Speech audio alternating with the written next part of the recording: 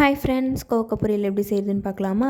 அதுக்கு ஃபஸ்ட்டு கோவக்காவை பொடிசாக கட் பண்ணிவிட்டு ஒரு மீடியம் சைஸ் வெங்காயத்தையும் பொடிசாக கட் பண்ணிக்கிட்டு வானல் வச்சு எண்ணெய் ஊற்றி கடுகு போட்டு அது பொரிஞ்சதும் கருவேப்பிலை போட்டு அது பொரிஞ்சதும் வெங்காயம் போட்டு நல்லா கோல்டன் ப்ரௌன் ஆகிற வரைக்கும் நல்லா வதக்கணும். அது வதங்கினதுக்கு அப்புறமேட்டுக்கா அரிஞ்சு வச்ச கோவக்காவையும் அது கூட சேர்த்து அதையும் நல்லா வதக்கி விடுங்க. அது வதங்கிறதுக்காக உங்களுக்கு தேவையான அளவுக்கு உப்பு போட்டு நல்லா வதக்கி விட்டுட்டு அது வதங்கினதும் அது கூடவே கொஞ்சம் மஞ்சத்தூள் அப்புறம் மிளகாத்தூள் அதையும் உங்கள் காரத்துக்கு தேவையான அளவுக்கு போட்டு நல்லா வதக்கி விடுங்க. அது நல்லா சுருள வதங்கினதுக்கு அப்புறமேட்டுக்கா கோவக்காய் வேகிறதுக்காக கொஞ்சம் தண்ணி சேர்த்து லோ ஃப்ளேமில் மூடி வச்சுருங்க.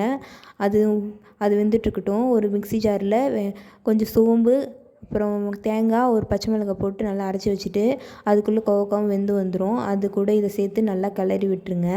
அது கிளறி கொஞ்சமாக கொத்தமல்லி தழை போட்டு தூவி விட்டுட்டிங்கன்னா அவ்வளோதான், கோவக்காய் பொரியல் ரெடி ஆகிடும். ஓகே ஃப்ரெண்ட்ஸ், பாய். அடுத்த வீடியோவில் பார்க்கலாம்.